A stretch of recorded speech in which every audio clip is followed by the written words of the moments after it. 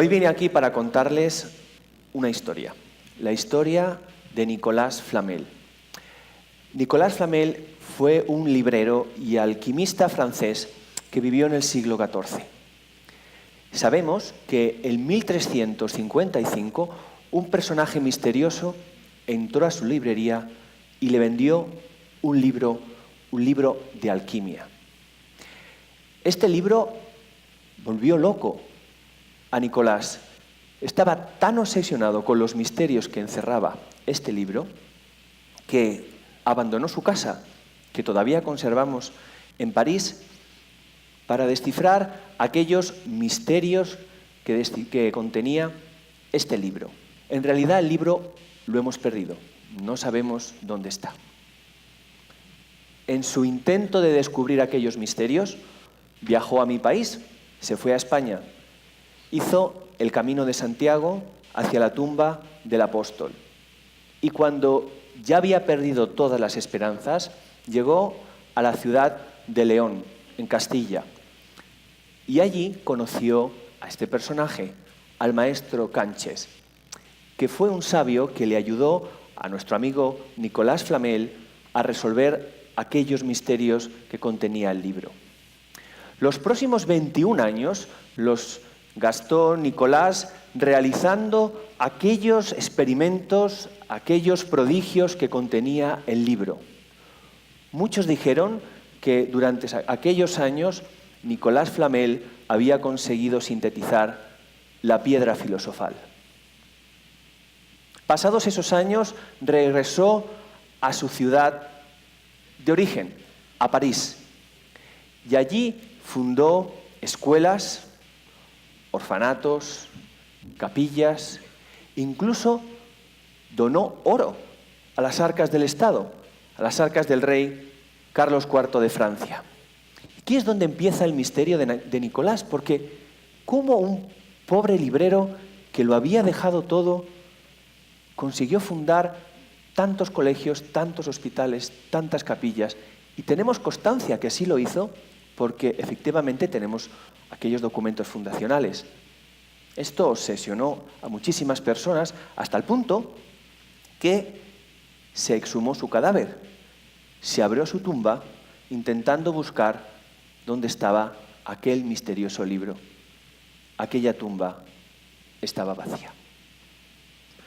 500 años más tarde, un grupo de científicos japoneses, en el año 1941, hicieron el prodigio de transmutar mercurio en oro.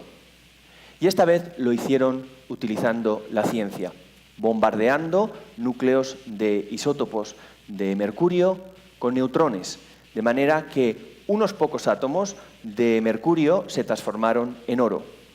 Si bien este es un hecho comprobado, resulta mucho más caro fabricar oro de esta manera que extraerlo de la mina. No nos debe extrañar que para fabricar oro, tanto los alquimistas como este grupo de científicos japoneses utilizaran el mercurio, porque el oro y el mercurio son vecinos en la tabla periódica. De hecho, en mi modesta opinión, la tabla periódica es este libro perdido de Nicolas Flamel. Es la representación misteriosa de todos los secretos del universo, porque colocados de esta forma tan sencilla y tan visual, podemos predecir las propiedades de los elementos. Como en batalla naval, grupos y periodos nos definen las posiciones de los elementos y así sus propiedades. Pero esta tabla bidimensional en 2 dimensiones del siglo XX se está viendo extendida hacia las 3 dimensiones que nos trae el siglo XXI gracias a la nanotecnología. Y es que lo que estamos aprendiendo es que no solamente la naturaleza de los materiales definen sus propiedades, sino también su estructura. Por ejemplo, el carbono, si modificamos su estructura atómica, deja de ser negro para convertirse en transparente, de ser un material frágil, en ser un material varias veces más duro que el acero. Y así, modificando la estructura de los materiales, podemos hacer que se comporten de forma maravillosa, de forma sorprendente. Permítanme ahora que les cite algunos ejemplos de cómo la nanotecnología está ya cambiando nuestras vidas y voy a referirme solamente a un campo específico, al campo de la energía. Uno de los misterios que nos está trayendo la nanotecnología es que a medida que reducimos el tamaño de las partículas, sus propiedades cambian de forma dramática.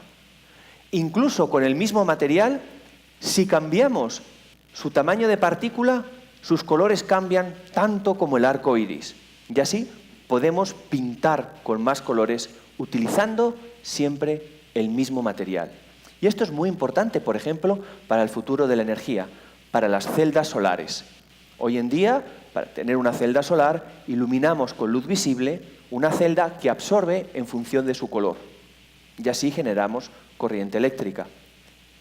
Si ahora pudiéramos pintar la celda de manera que tuviéramos todos los colores del arco iris y se absorbiera la luz exactamente tal y como la recibimos, la luz blanca, podríamos aprovechar muchísimo mejor la luz solar y generar celdas de combustible con rendimientos mucho mayores que nos permitan generar electricidad de forma limpia.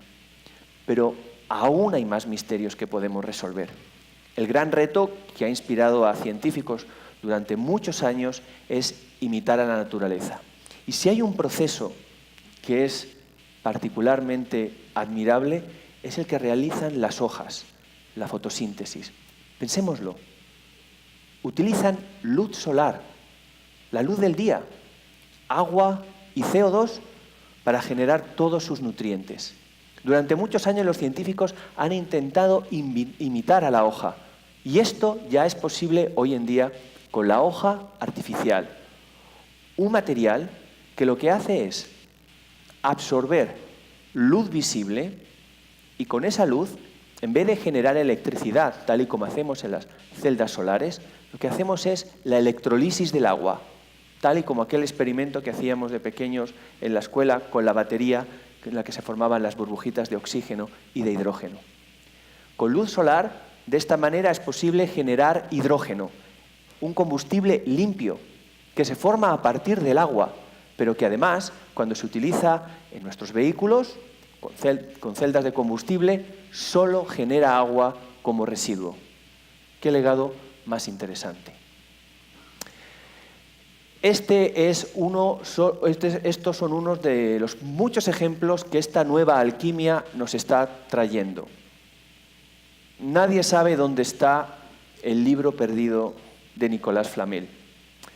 En realidad no nos importa mucho, porque los secretos del universo no están contenidos en ningún libro, están allí fuera, esperando a que los descubramos.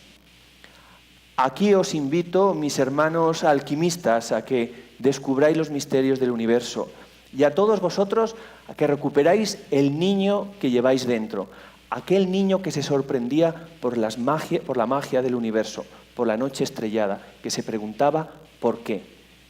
Salir ahí fuera y descubrir el universo. Muchísimas gracias y pura vida. Gracias.